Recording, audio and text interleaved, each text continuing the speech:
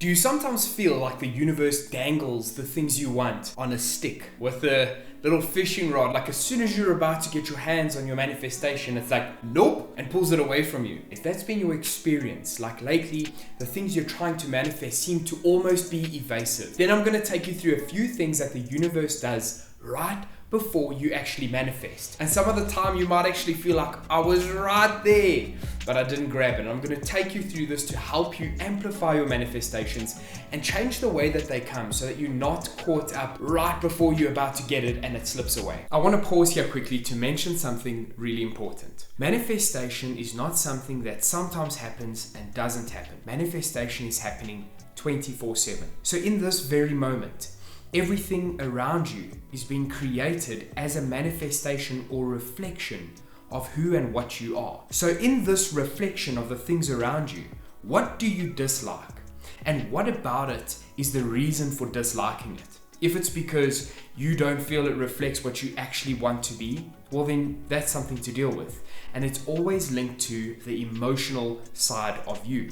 So if you dive deeper into what the meaning is for you, what is the feeling behind it, because the feeling creates the reflection, then that's going to give you a lot more clarity as well on how to shift your manifestations. The universe is actually always on your side. It's not trying to mess you up. It's not trying to make this difficult for you. It just wants you to see certain things that you actually have access to that you might not be experiencing in yourself already. Now, when it comes to how these manifestations actually enter your life, it's really interesting to understand the dynamic. So I've written out these 3 main points about what happens when you're about to manifest, what the universe is going to actually be doing and testing and things like that, so that you know how you can, in yourself, find the right space. There is no manipulating the system.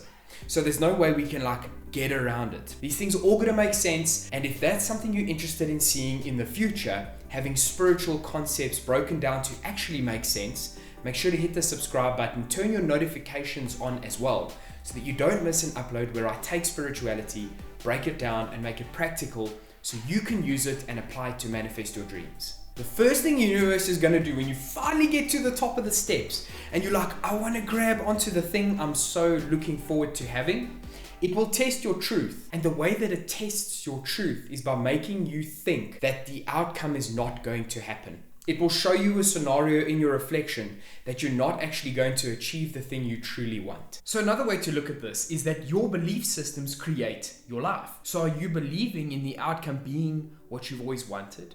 Or do you believe in the opposite? Now, what I mean by that is a lot of us suffer with an issue with self-worth. So we don't feel worthy of the things that we want. Now, when that becomes a problem, it will show itself to you in these kind of situations. You're right about to achieve a goal, or you're right about to kiss your crush, or you're right about to get into an opportunity that you've really been working hard for. And as that moment arises, something interrupts it. Something gets in the way of you guys kissing. Maybe you go, oh, I don't know, something doesn't feel right. Whatever it is that gets in the way, it's a belief system you might have about yourself that's impacting the outcome of the situation. That's something to get out of. That's something you really need to break down and realize that you are worthy. One big problem what a lot of us do is we set ourselves up for disappointment. Then we get excited when something goes our way, instead of setting ourselves up hoping for success and being okay with disappointment when the times don't work out the way we wanted to. Now, it is obviously going to be way more important that you get into that energy of enjoying the process and expecting the best. And the way that we can get into this is by drawing in the joy from our mind's creation, from our imaginative place that we go into. We can draw the joy from there. Then it doesn't matter what happens. Then life is literally just a theme park full of fun because we within ourselves are making ourselves happy. It wants to see why you're doing it. Are you climbing the steps to get to the cash? Or are you climbing the steps because that's an authentic representation of who you are? Then it takes it to the next level. So if you continue to climb the steps without worrying about the cash that's on the stick, then it knows that this is your true authentic expression of self because it's not outcome based. As soon as something is outcome-based, what you're saying is that I really want it, and that if I don't get it, I'm going to have a level of disappointment. So you're saying that if I don't have the natural thing, I'm incomplete. So then it wants to measure your desire. Are you wanting the thing, or are you wanting the feeling? Do you want the cash? Do you want the prize? Of course, we all want to have nice experiences in our life, but we can't only be in pursuit of that outcome. We also have to be happy with what we're getting. Now, it's a sense of gratitude I'm speaking about. So the way it will test and measure your level of desire is by offering you an alternative. So for example, I'm someone who used to struggle with procrastination. I would really battle to find motivation to go and pursue what I wanted. So when the thing I wanted as the outcome was sitting there on the stick and I would chase it and it was removed, I would stop going up the steps. I would give up. It wasn't necessary anymore because, oh, well, the goal's not in sight. And I would then want it even more, but have no motivation to get it. So then the thing itself got even bigger in value and importance in my life. And as soon as we inflate the value of something we truly want, we are going to make it more difficult to achieve. So this might be completely different for you. For me, it was in my procrastination. And it was in other places too that the universe offers me an alternative. And the alternative for me, which is something that a lot of us struggle with and have to get through, is the option to give up.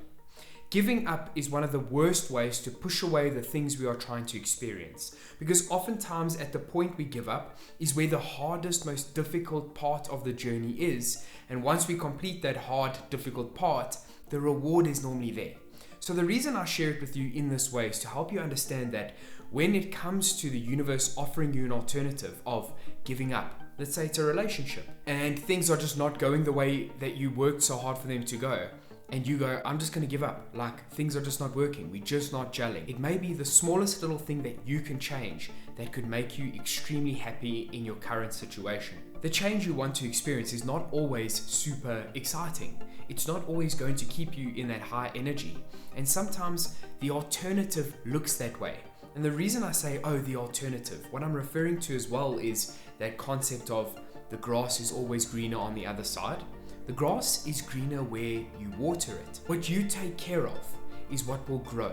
What you handle in your space is what will be better. And the best way we can do that is by going within and asking ourselves, are we doing this because it's an authentic expression of who we identify as, who we see ourselves as?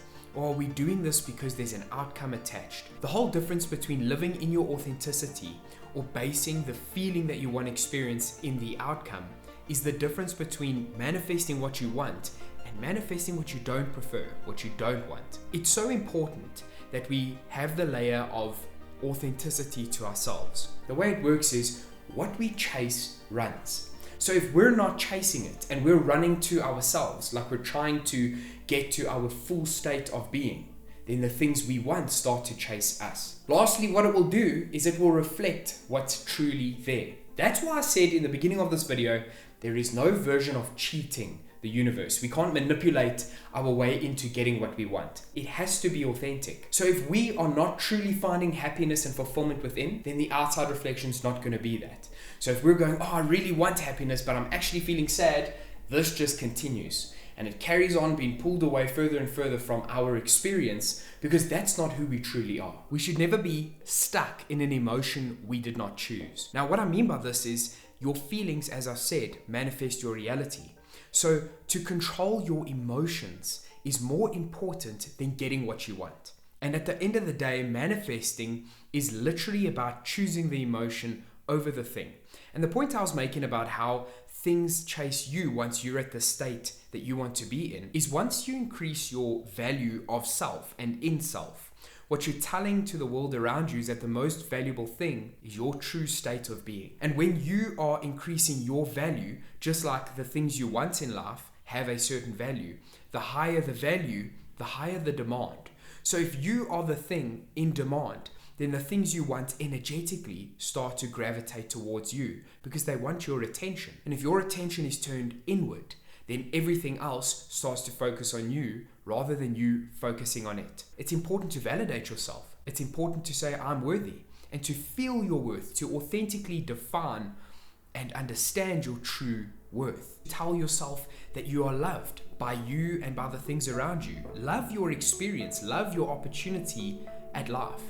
Because this internal love, appreciation, validation, recognition, worth is going to then be reflected on the outside by everything showing you that that's how you're treating yourself. And it will do that by treating you the same way. So if you're trying to manifest a Lamborghini because you really like cars, I really love cars. So if you're trying to manifest a Lamborghini on the outside, it needs to know that you are of its worth. And to do that, we actually have to devalue the world and choose our emotions over getting the things we think that will make us happy. This goes for relationships, this goes for things, this goes for the place you ultimately want to be. Anything that relates to this earthly experience needs to be second to your emotional choice, to what you choose to feel. What you choose to feel is going to be that reflection. Now, I'm curious to hear from you guys.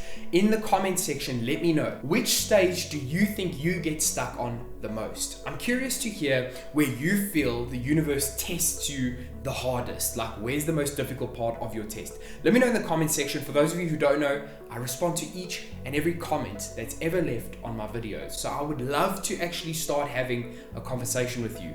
Let me know down below. So before you guys leave this video, I just want to thank you so much for watching to this point. And if you feel called to be along this journey with me, where I take these spiritual concepts and make them practical and bite-sized, so that you can apply them to start manifesting your dreams, I'd really appreciate the subscribe. It helps me grow this channel, it helps me reach more people, and hopefully grow the amount of people who realize that spirituality is actually a practical thing that they can do in their life, and not this ethereal, mystical concept that it's sort of been portrayed as. So if you do subscribe and you do leave a comment, I can't wait to chat to you and see your name pop up on my subscribers list. Until the next video, mad love and light.